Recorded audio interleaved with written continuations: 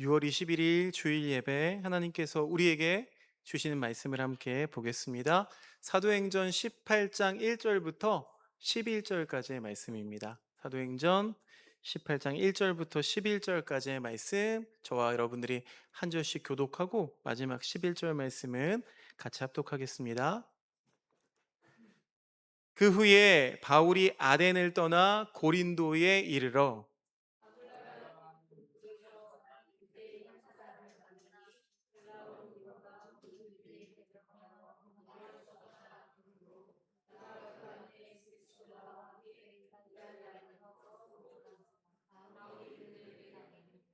생업이 같으므로 함께 살며 일을 하니 그 생업은 천막을 만드는 것이더라.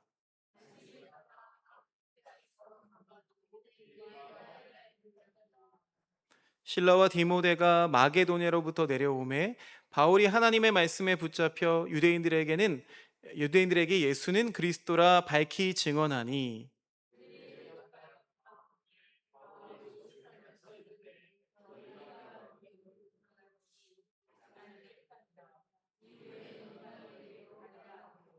거기서 옮겨 하나님을 경외하는 디도 유스도라 하는 사람의 집에 들어가니 그 집은 회당 옆이라.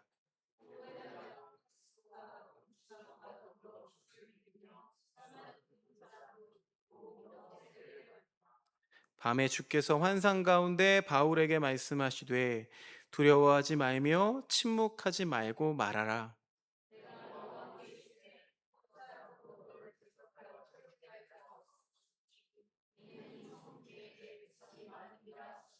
함께 읽겠습니다. 1년 6개월을 머물며 그들 가운데서 하나님의 말씀을 가르치니라. 아멘. 사랑하는 교우 여러분, 한 주간 평안하셨습니까? 오늘 이 시간 또 일상에 분주했던 걸음들을 잠시 멈추고 주님의 품이 그리워서 이 자리에 찾아오신 여러분을 주님의 이름으로 축복합니다. 지난 주일에는요, 우리가 자꾸만 내 손으로 이 컴포트 존이라고 했죠. 안전한 울타리를 치고 싶어 하는 인간의 본능에 대해서 함께 나누어 봤습니다. 고백하건대 지난 한 주간 설교자인 제 아내도 지극히 인간적인 두려움과 흔들림이 있음을 깊이 마주하는 시간이었습니다. 우리 강단 뒤편에 보시면 2층에도 있는 그림이긴 한데 담장이 그려져 있잖아요. 올 한 해 우리가 함께 지어져 가느니라 라는 주제를 가지고 함께 말씀 나누고 신앙생활을 해오고 있는데 이 제주도 돌담을 가만히 바라보면서 기도하는데 서로 의지하면서 이렇게 서 있는 돌담 가운데 가장 튼튼해 보이는 돌 하나가 툭 빠져나간 것 같은 쓸쓸함이 저에게도 찾아왔습니다. 혹시 혹여나 그 빈자리 때문에 혹시 우리가 여태껏 쌓아온 이 담장이 흔들리지는 않을까 염려하고 두려워하는 마음이 있었다는 거죠. 인생도 또 목회도 참 내 계획대로 되는 게 하나도 없구나라는 무력함이 몰려오기도 했습니다. 그런데 어떻게 저만 그렇겠습니까? 인생을 우리가 살아가다 보면 우리 모두에게 어떤 그 차가운 질문 하나가 턱 밑까지 차오를 때가 분명히 있습니다. 어떤 거예요? 내가 지금쯤 어디에 와 있는 걸까? 또 내 인생은 왜 자꾸 예상치 못한 방향으로 꼬이는 걸까? 여러분, 우리가 젊었을 때나 또 신앙생활을 막 시작했을 때는 어때요? 그때는 되게 에너지가 있습니다. 왜 에너지가 있을까요? 인생이요, 조금은 더 선명한 직선처럼 보이거든요. 성실하게 땀 흘리면 내가 성공할 수 있을 것 같고, 안정된 미래를 만들 수 있을 것 같고, 또 하나님 잘 믿으면 탄탄대로가 열릴 거라고 믿습니다. 출발점에서 목적지까지 이렇게 쭉 그은 직선의 길을 걸을 것처럼 살아가죠. 그런데 어느 날 정신을 차려보면 내가 예상했던 그 자리에 서 있지 않는 거예요. 분명 이 시기쯤이면 이 지점에 도달해 있어야 하는데 그 자리가 너무나 낯선 거죠. 너무 멀리 와 있는 거죠. 때로는 거친 황무지 같은 곳에 홀로 덩그러니 남겨져 있는 자신을 발견하게 됩니다. 오늘 우리 선교사님도 와 계신데 선교사님의 삶이 주로 그런 것 같아요. 수많은 요인들이 있지만 관계에서 배신을 겪거나 갑작스럽게 건강에 적신호가 켜지거나 혹은 수많은 삶의 이 변수들 때문에 이 평생을 세워온 이 계획이 송두리째 틀어지는 경험 여러분 다 있으시죠? 내 삶에 이 담장이라는 곳에 구멍이 뻥뻥 뚫린 것만 같은 그런 경험 말입니다. 그런 막막한 자리에서 우리는 원망하듯 이렇게 묻게 되는 거죠. 하나님 혹시 제가 길을 잘못 든 건 아닙니까? 왜 이렇게 열심히 살아온 나의 담장을 허무십니까? 하나님 제 인생은 실패입니까? 그런 우리들의 마음을 대변하듯 정호승 시인이 봄길이라는 시에서 우리의 이 마음을 아주 나직하게 노래하고 있습니다. 우리 시로 말씀의 문을 열어볼까요? 함께 읽어보겠습니다. 시작. 길이 끝나는 곳에서도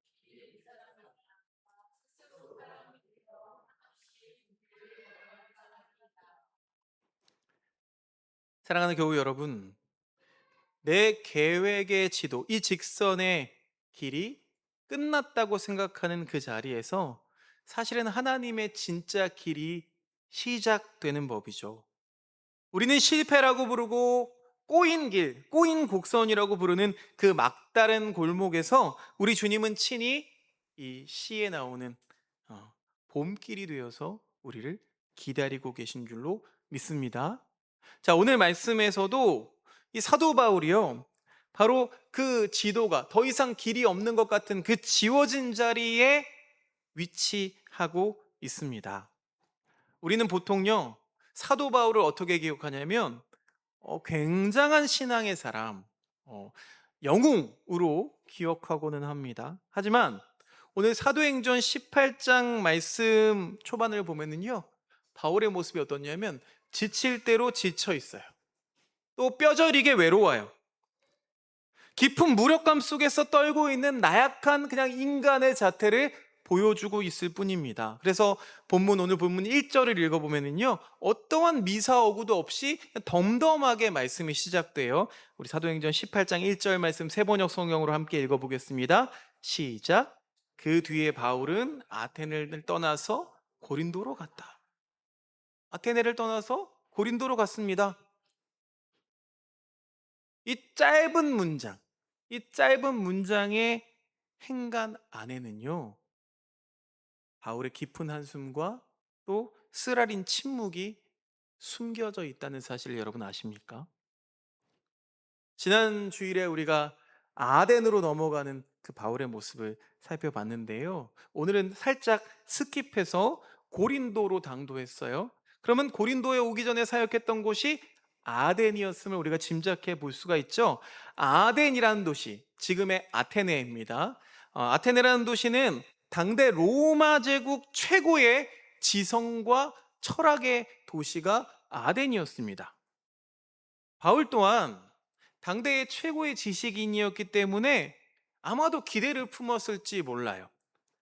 내가 알고 있는 모든 것들을 다 쏟아부어서 이 지성의 세계의 한복판에 내가 진리의 깃발 한번 꼽아보리라. 그런데 결과는 어땠을까요? 그와 정반대였습니다. 참담했습니다. 아덴의 현자들이 바울을 향해서 어떻게 이야기했냐면요, 야, 이 말쟁이가 도대체 무슨 말을 하려는 거냐? 입만 살아가지고 이렇게 조롱했다고요. 그러니까 바울이 전한 복음이 생명이 아니라 그냥 흥미로운 가십거리 하나로 취급당했을 뿐입니다. 그래서 말잔치와 토론은 존재했지만 그 자리에서 회개는 없었고, 바울의 전도 생애를 통틀어서 가장 열매가 없었던 뼈아픈 실패의 자리를 경험하고 난 이후에 바울을 지금 우리가 만나고 있는 거예요. 여러분, 그도 그럴 것이 우리를 가장 낙심하게 만드는 실패는요, 아무것도 하지 않아서 찾아오는 실패가 아닙니다. 아무것도 하지 않았으니까 실패하는 건 당연한 거죠. 그런데 반대로 내 모든 진심을 다 쏟았고 밤낮으로 눈물을 흘리면서 최선을 다했는데도 아무런 결과가 따라오지 않는 실패. 그 실패는 어때요? 뼈가 아프죠. 내가 한 사람을 정말 아끼고 사랑했는데 그 관계가 깨어졌어요. 아프죠. 내가 이 회사에 몸을 담고 정직하게 최선을 다했는데 냉소만 돌아오게 될 때 아프죠.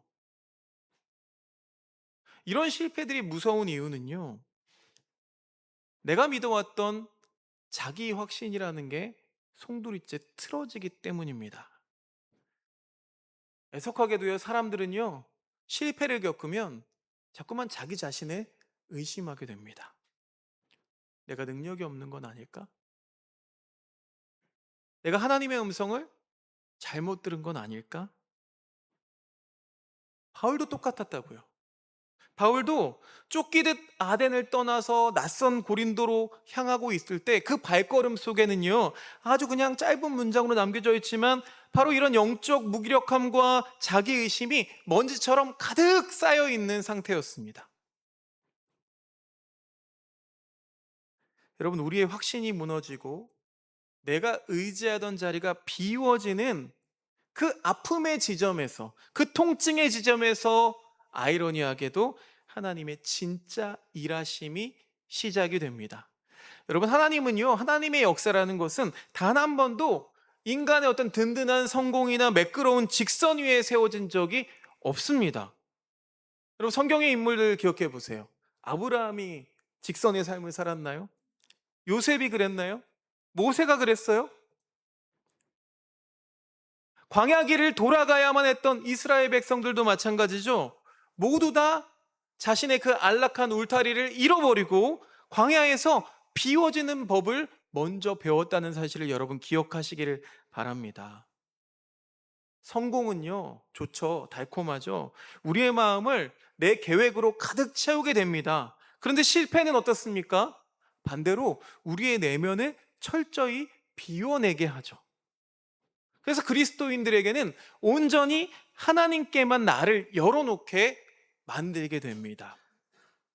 그러니 아덴에서의 바울, 그 바울은 내가 가진 지식으로 사람들을 논리적으로 설득하려고 했지만 이제 고린도에 도착한 바울은 어때요?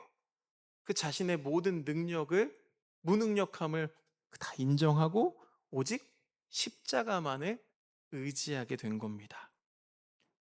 자, 바울이요. 그래서 그때 그 고린도에서의 심정을 고린도전서에서 이렇게 고백하고 있어요.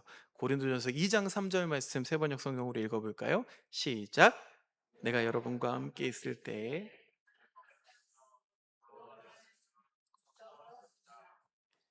이게 바울의 모습이었다고요. 그 행간에 담겨 있는 바울의 심정입니다. 나는 약했고요. 나는 두려웠고요. 나는 무척 떨었습니다. 그렇게 비워지고 떨면서 서 있는 그 가난한 마음에 비로소 성령의 능력이 임하기 시작하는 겁니다. 성령의 능력이 임하시면 모든 게 잘 풀려야겠죠. 그런데도 이 고린도라는 현장에서 바울을 기다리고 있는 이 현실도 그렇게 우아하지는 않았습니다. 왜요? 후원금도 다 끊겼고요. 동역자들도 아직 도착하지 않은 외로운 상태였거든요. 그러니까 바울이 지독한 생활고에 시달립니다. 그래서 바울이 찾아간 곳이 있죠. 퀴퀴한 가죽 냄새가 진동하는 공방거리를 헤매다가 한 공방 안에 들어가게 돼요. 바울은 사도라는 그 자기의 명함을 내려놓고 그래서 딱딱한 가죽을 자르고 굵은 바늘을 가지고 밤낮으로 이 천막을 꿰매는 노동을 시작합니다. 자, 18장 3절 말씀 함께 읽어보겠습니다. 시작. 바울은 그들 집에 묵으면서 함께 일을 하였다. 그들의 직업은 천막을 만드는 일이었다. 이렇게 사는 사람들이 바울만 있었던 게 아니에요. 수많은 사람들과 함께 어울려서 살면서 생계를 유지하고 있었습니다.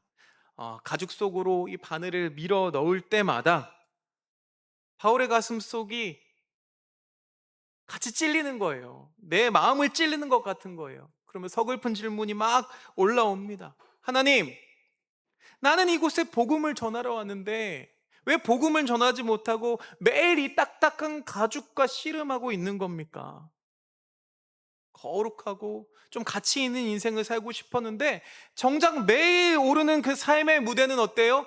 그냥 하루하루를 겨우 버텨내는 내 인생이 그냥 천막 공방처럼 느껴질 때가 우리에게도 다 있습니다. 하지만 오늘 말씀이 보여주는 놀라운 비밀이 있는데요.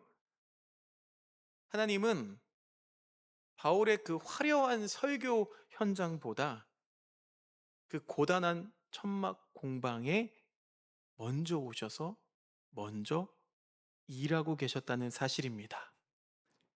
바울은 어쩔 수 없이 생계 때문에 그곳에 들어갔지만 하나님은 그곳에서요, 바울의 평생 동반자가 될 브리스길라와 아굴라 부부를 만나게 하셨습니다. 하나님은 종종 세상에서 가장 평범하고 가장 낡은 장소에서 가장 결정적인 일을 행하십니다. 우리의 완고한 인생을 바꾸고 또 차가운 영혼을 뒤흔드는 건 어떤 거대한 사건이 아니라 어찌 보면 내 삶에는 왜 그런 일들이 안 일어날까요? 뭐 어제도 우리 이다살 목장하고 우리 캄보디아 이승희 선교사님 만나서 이야기 나누는데 이승희 선교사님 같은 경우는 결혼하고 한 해 만에 척수염으로 하반신 마비가 오셨어요. 그때 이제 하나님께서 나를 부르신 이유, 그래서 인생의 전환점이 생긴 거죠. 그런데 우리는 그런 게 없어요. 그런데 여러분,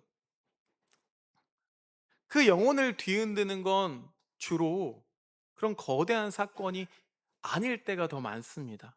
그냥 하나님이 내 주변에 가만히 보내주신 한 사람의 체온 때문에 인생이 변화된다는 거예요. 하나님은 이렇게 철저하게 고립되어서 떨고 있던 바울에게 구약 성경처럼 천사를 보내주거나 막 동물을 보내주거나 이러지 않으세요? 그냥 바울처럼 똑같이 마음이 허물어진 브리스길라와 아굴라 부부를 선물로 보내주셨다는 겁니다. 자, 바울이 만난 브리스길라와 아굴라는 뭐 대단한 사람들이었을까요? 아니에요. 그냥 만신창이가 된 상처 입은 영혼들이었을 뿐입니다. 이 부부는요, 로마에서 잘 살고 있었어요. 그런데 로마의 황제가 유대인 추방령을 내립니다. 그러다 보니까 하루아침에 내가 가지고 있는 모든 것들을 다 뺏기게 된 거죠. 기반을 다 잃어버린 거예요. 쫓겨난 피난민들이에요. 삶의 뿌리가 송두리째 뽑힌 채 미래를 알 수 없기 때문에 불안해하던 사람들이 브리스길라와 아굴라 그리고 그 주변의 사람들이었습니다. 여러분, 인간의 눈으로 한번 보세요. 아덴에서 실패하고 돌아온 목회자, 그리고 로마에서 전 재산을 잃고 쫓겨난 처량한 피난민 부부. 이 둘의 만남, 이게 뭐 대단한 만남인가요? 그냥 깨지고 부서진 돌들의 서글픈 조우였을 뿐입니다. 그런데 참 신비하죠. 제가 올해 계속 이야기하고 있지만 완벽하고 단단한 네모 반듯한 돌들은요, 조금만 틈이 생기면 흔들리고 무너집니다.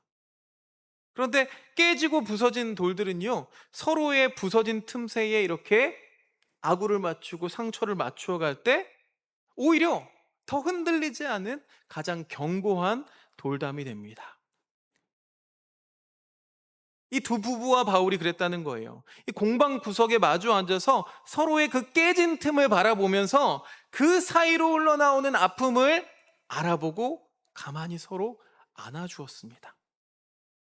상처와 상처가 만나서 위로가 되었고, 또 눈물과 눈물이 만나서 말 그대로 교회가 되는 순간이었습니다. 그 아픈 흔들림이 있었기 때문에 두 부서진 돌이 고린도에서 서로 마주칠 수 있었고, 또 서로를 연결해서 이제 이방 세계를 살리는 가장 단단한 교회의 첫 재단을 쌓을 수가 있었다는 겁니다. 사랑하는 여러분, 우리는 당장 내 앞에 그 뚫려 있는 담장의 구멍을 보면서 절망하지만 하나님은 그 빈자리, 그 빈 구멍을 통해서 진짜 사랑의 이야기를 시작하고 계시다는 것을 잊지 마시기를 바랍니다. 동역자들을 만나서 이제 다시 힘을 얻습니다. 이제 다 마게도니아에서 신라도 찾아오고요. 유대인들의 거센 반대 속에서도 그 마음에는 어때요? 다시 한번 이전의 실패가 떠오를 수밖에 없겠죠. 거세게 반대하니까 그 트라우마가 살아나는 거예요, 바울에게. 동역자도 붙여주시고, 이제 새로운 동역자도 생겼는데, 바울은 여전히 두려워하면서 떨고 있습니다. 그때 주님이 환상 가운데 찾아오셔서 나지막이 이렇게 속삭이십니다. 사도행전 18장 9절 하반절부터 10절 말씀, 하나님께서 오늘 우리에게 주시는 말씀인 줄로 믿고 믿는 마음으로 함께 읽겠습니다. 시작. 무서워하지 말아라.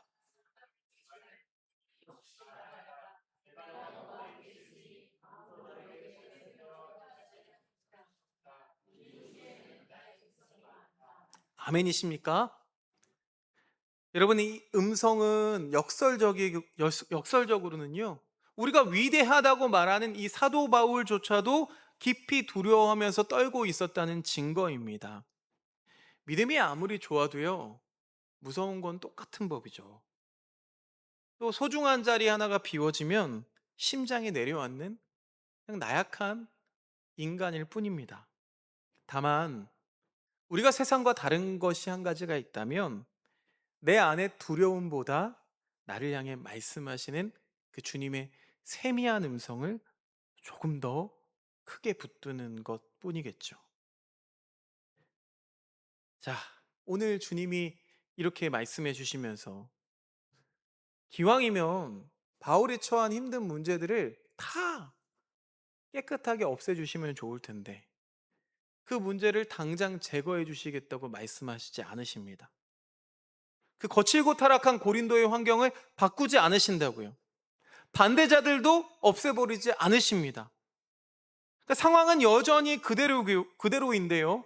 주님은 오직 단 한 가지의 약속만을 바울의 손에 쥐어주시는 거예요. 뭐예요? 내가 너와 함께 있다. 여러분, 이 말씀이 바로 성경 전체를 관통하는 하나님의 가장 위대한 응답입니다. 길이 없어서, 사방이 막혀서 외롭게 눈물을 흘릴 때마다 하나님이 우리를 향해서 반복해 오셨던 오리지널 찐사랑 고백이라고요. 내가 너와 함께 있다. 신앙의 본질은 뭡니까, 여러분? 신앙의 본질은 내 뜻대로 모든 문제가 해결되는 게 아닙니다. 우리 신앙의 본질은 주님의 임재입니다. 그러니 내 생각대로 당장 구멍이 메워지는 게 아니라 그 뚫린 빈틈 사이로 하나님이 더 가까이 다가오시는 걸 경험하는 게 우리 신앙의 목적이라고요. 그러니 우리 인생이 직선이 아니라 거친 곡선 같아도 주님이 내 손을 꼭 잡고 함께 걷고 계신다는 사실을 깨달을 때 그때 비로소 우리 마음에 평안이 찾아오는 겁니다. 그래서 하나님은 우리에게 기적을 베푸시지 않는 겁니다. 하나님, 왜 내 삶에는 기적이 없어요? 왜 내 삶에는 기적이 보여서 하나님은 좀 믿게 해주셔야 될 거 아니에요? 아니요. 하나님은 우리에게 기적을 베푸시기보다 먼저 당신 자신을 주셨습니다. 거친 세상 한복판에서 떨고 있는 우리들을 가만히 안아주시면서 얘야, 이거면 충분하단다. 그렇게 말씀하신다고요.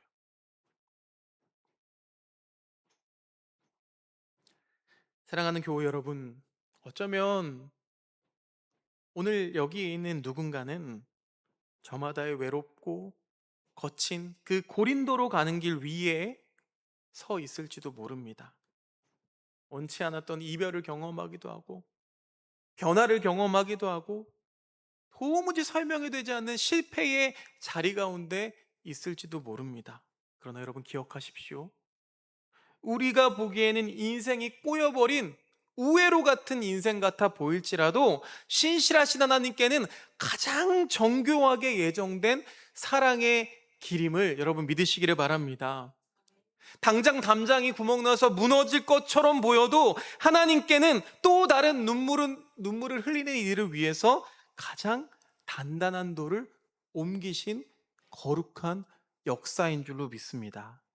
그러니 눈앞의 작은 아쉬움만 보고 우리의 인생을 너무 쉽게 결론 내지 마시기를 주님의 이름으로 축원드립니다. 아직 하나님은요, 여러분의 이야기를 끝내지 않으셨습니다. 아니, 끝낼 마음이 없으십니다. 이 모든 것들이 언젠가는 하나님의 가장 따뜻한 손길이었구나. 그 사실을 찬송하며 고백하게 될 날이 반드시 오게 될 줄로 믿습니다. 여러분이 오늘도 예배 이후에 걸어나가는 그 고독한 고린도 일터 한복판 그 위에는 나보다 앞서서 행하시며 신실하게 만남을 준비해 두신 하나님이 이미 먼저 가 계십니다. 그러면서 우리들의 두려움을 지우시며 말씀하시는 그 임재의 음성을 붙잡기를 원하십니다. 그 음성을 붙잡고 조금 더 담대하게 걸어나가는 우리 모두가 되시기를 예수 그리스도의 이름으로 간절히 축원합니다. 하나님 아버지, 오늘도 우리는 소유하고 묶어두려는 인간의 본능을 내려놓습니다. 우리의 담장을 허물어 우리의 지평을 넓히시는 하나님의 다정한 손길을 바라봅니다. 최선을 다했지만 아덴에서 한숨을 쉬며 결국 아무 결실도 없이 고린도에 도착했던 바울처럼 우리 역시 예기치 못한 인생의 곡선 앞에서 혹은 뚫려버린 우리의 담장 앞에서 무력감으로 떨 때가 있음을 주님 고백합니다. 하지만 눈물 흘리는 내 삶의 담장에서 단단한 돌 하나를 빼내어 움직이신 분이 바로 하나님이심을 믿습니다. 바울이 천막을 꿰매던 고단한 공방에서 브리스길라와 아굴라를 만나게 하셨던 것처럼 우리의 치열한 일터에서 외로워하는 우리들의 인생 위에도 주님이 예비하신 따뜻한 만남을 속히 이루어 주옵소서. 우리가 섣불리 결론 내리기 전에 이미 우리의 고린도에 먼저 가 계셔서 아침을 준비하시는 주님을 신뢰합니다. 내가 너와 함께 있으니 두려워하지 말아라 말씀하시는 그 임재의 약속 하나면 우리는 충분합니다. 이번 한 주간도 우리들의 두려움을 지우시는 그 주님의 부드러운 손을 잡고 담대히 걸어가는 우리 모두가 되게 하여 주옵소서. 예수 그리스도의 이름으로 기도드립니다. 아멘.